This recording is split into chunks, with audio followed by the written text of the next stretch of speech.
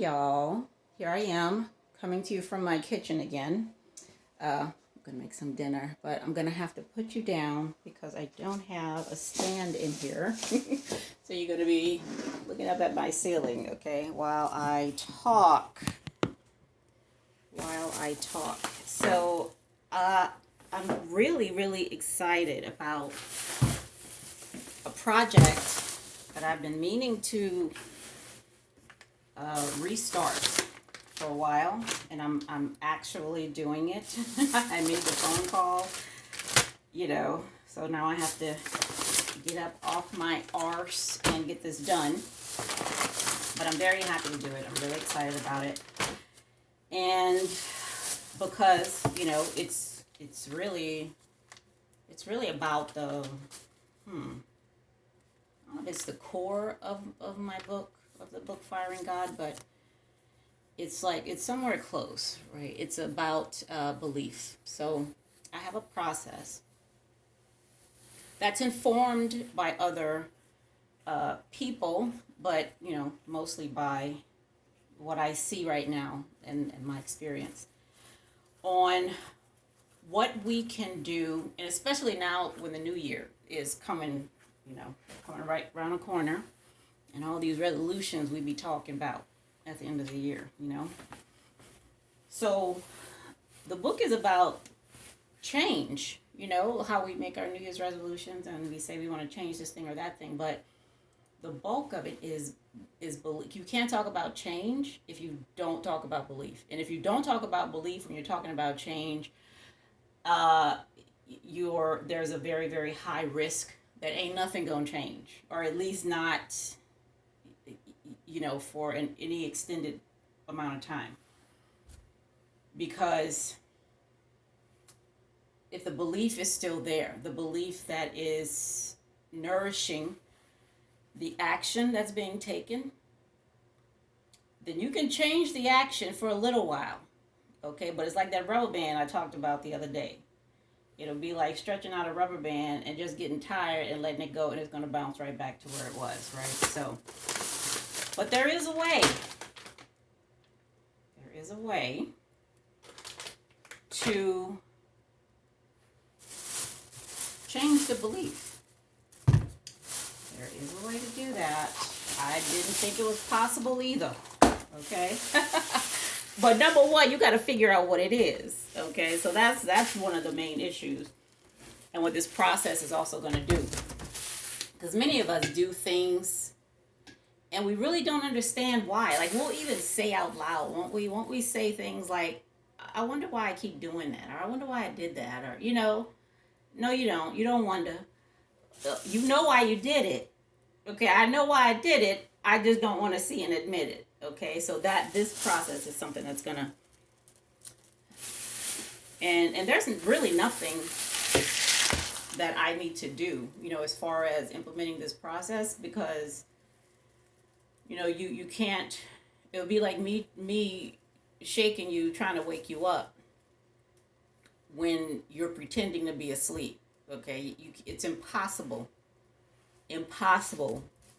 to wake somebody up who's pretending to be asleep.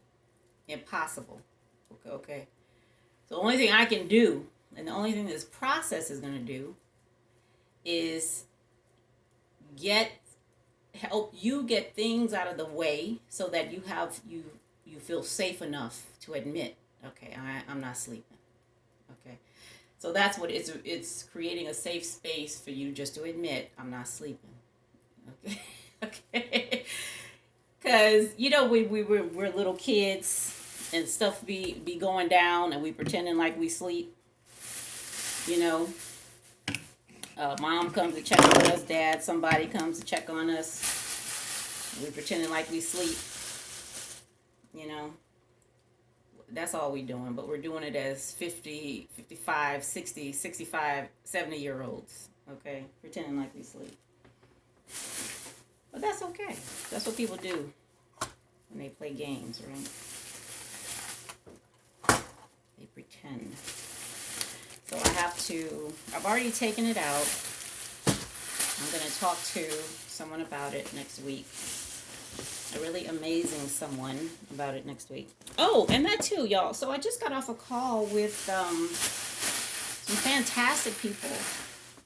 I mean, these people are, they're a great representation, right, of the species, these people are. And because I went to Utah not a couple weeks, maybe a couple months ago, maybe, something, and did this video that's now out with Arbinger. The name of the company is Arbinger. If you haven't heard of it, go look it up. They do some really great things at Arbinger. And we were going over what I and another group of great people participated in, because I'm going to be able to see the final, the finished product. When is it? Is it this week or next week? It could be Friday. I'll have to check my calendar, but that's coming up soon. And from what they told me, I mean, it really sounds like it's great. You know, given what the editors did with the video, you know, and some of the responses they say they've gotten from people who looked at it, it just sounds really good. I'm very excited to look at it because that's another thing that I'm quite passionate about is diversity and equity. You know, now let me tell you something that when it came to me, I thought myself, girl, that's nuts, okay? So, but I was sharing anyway, okay? So yesterday, I don't know what I was doing. Yeah, I was cleaning the living room or something. I don't know. But I thought, it came to me, right, that I know what I was doing. I was writing on a board because I'm creating this curriculum, and I was writing on the whiteboard. And, you know, I just got this thought, and I was like, so let me just write that down. And how did I represent it, though? Hold on, let me go see what I said on this thing over here.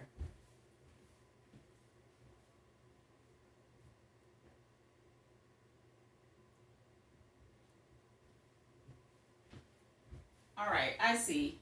So what I wrote down, I wrote down just to help me just grasp what this thought was before it disappeared, right?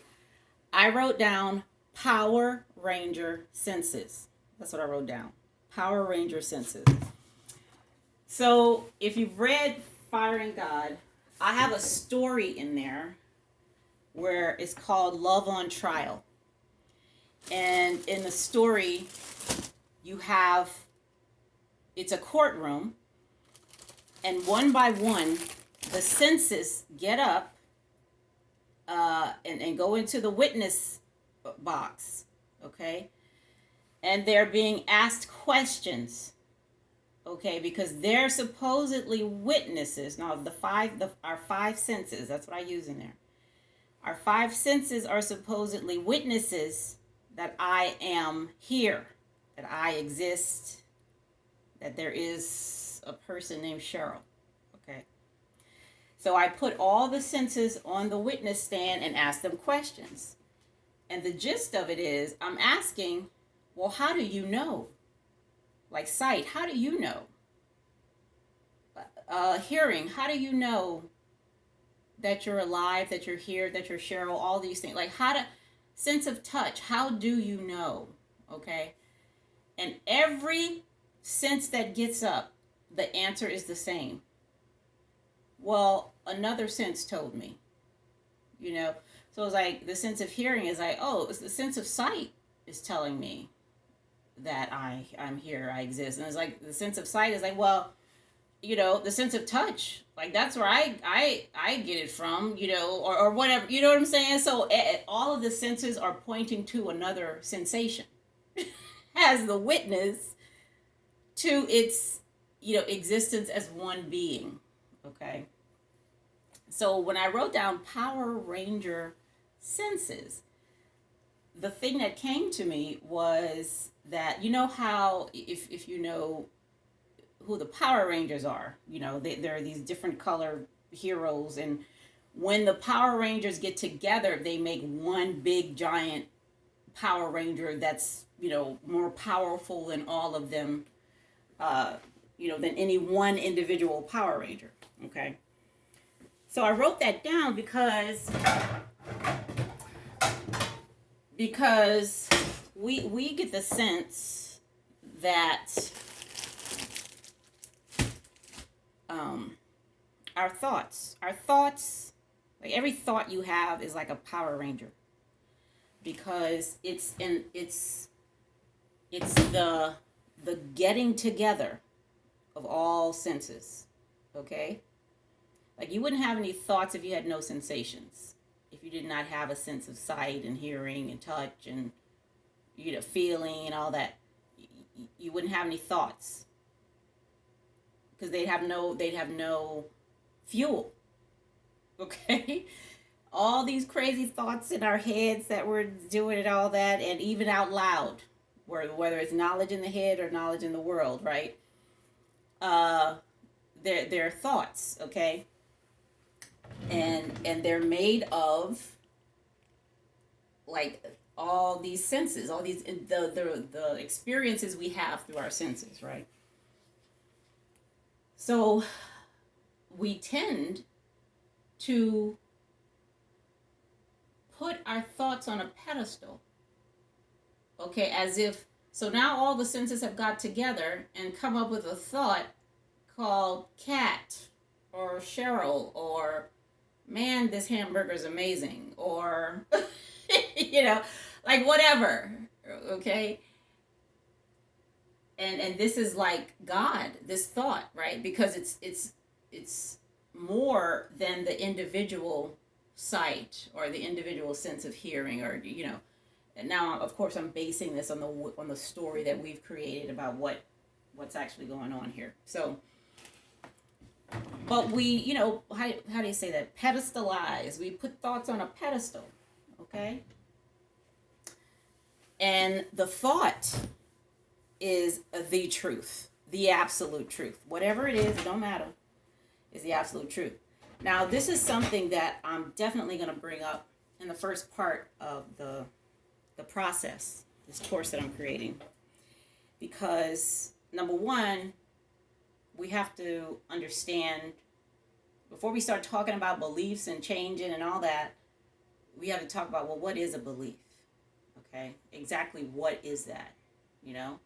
How do you even make it? You know, how, because we know now there are some things we believe and some things we don't. But what does that mean? Like, how do I know what I believe and what I don't? And for the things that I do believe, what's step one of belief? Okay, and then what's step two? And then how many steps until I get to, okay, bang, right now, here, this moment, now, right, you believe. Okay? You know, so what's all the pre-belief, you know, the pre-belief steps and all that. So we're going to talk through all of that and really understand it, because we say a lot of stuff. We say a lot of things and don't know what the hell we're talking about.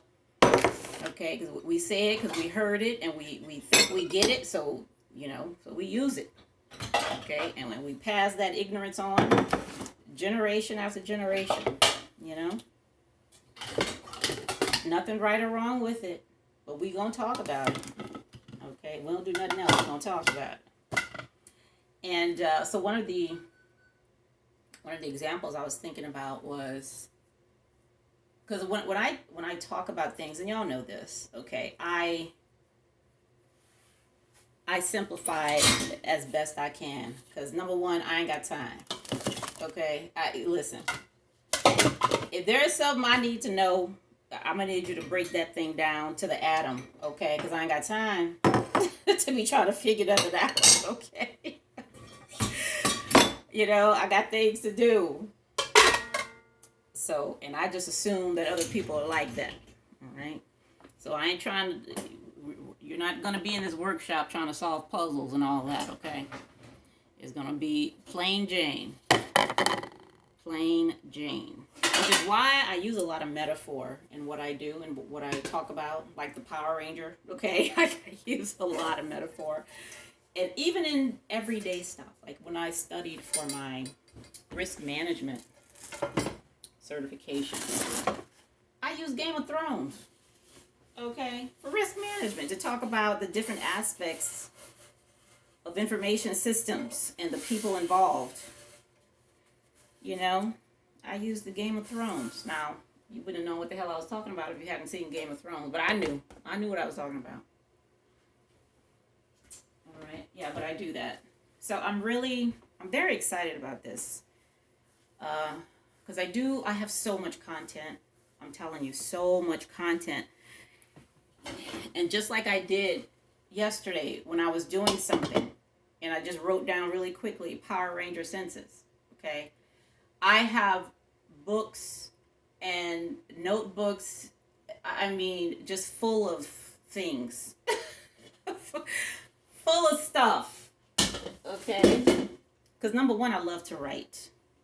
Just the holding a pen or a marker. I love chiseled markers. That's my favorite. Chiseled markers. I love writing with chiseled markers. Okay, just in case y'all thinking about, sending me something for Christmas. Chiseled markers. I love those. Okay. So, one of the things, the ideas I had about trying to bring home belief versus what? So what's the opposite of belief if it has an opposite, one of the examples I had in mind was if you think, and I don't know if I'm going to use this or not, but this just came to me, right? If you, number one, tell me, so I would give individuals an object, let's say a pencil. Tell me everything you know about a pencil. Okay. Pencils are, you hold them, you write with them, every way that you've experienced a pencil. You put them behind your ear, you sharpen them with those sharpener things on the wall way back in the day, and, you were real fancy if you got a mechanical pencil. You throw them at people, all this, some of them are fat, some of them are really long, some of them, depending on what you're doing with it. If you're an artist, then you would get a different kind of pencil. Some of them don't have erasers, something. Let's just talk about everything we know about pencils, okay? So the next question would be, okay, now what do you believe about pencils? Now that's a different question. Isn't that a different question than what do you know about pencils? What you believe about pencils requires you to reposition yourself. You can almost, when I ask it, you can almost feel yourself moving in some kind of way. So you can get in a position to now talk about what you believe about pencils. Okay? You know what I mean? It's a different point of view because I'm asking you a different thing. Okay? When I ask what do you know about pencils? I'm asking about your almost relationship to pencils. Just like if I ask what do you know about your brother or something, you know what I'm saying? You're retrieving that information from a space of relationship. Okay? When I ask what you believe, there's a distance there. There is no relationship. Okay? There is none. And in absence of relationship, you have belief. Okay? So I'm going to start it off with something, at least the way I'm thinking now. I may change my mind, I don't know. But I'm going to start off with there because we really, really, really want to understand, well, what is it that when I want to change something, what is it that's getting in the way. I mean, I really do, like, for instance, I really do want to stop smoking, for instance. I mean, if that's your thing, you know, I don't smoke, but, you know, let's say, what do? I drink soda. I say I really want to stop. Like, I don't want to drink soda anymore. I did the research and the sugar and all this. Okay, I don't want to just, you know, and 10 minutes later, I'm craving and I'm walking to the kitchen and, you know, already got a soda there. Okay. Or I'm getting in my car, going to get one. You know what I'm saying? So that kind of thing. Why, like, and I'm like serious. Like, I see the issue. I see all that.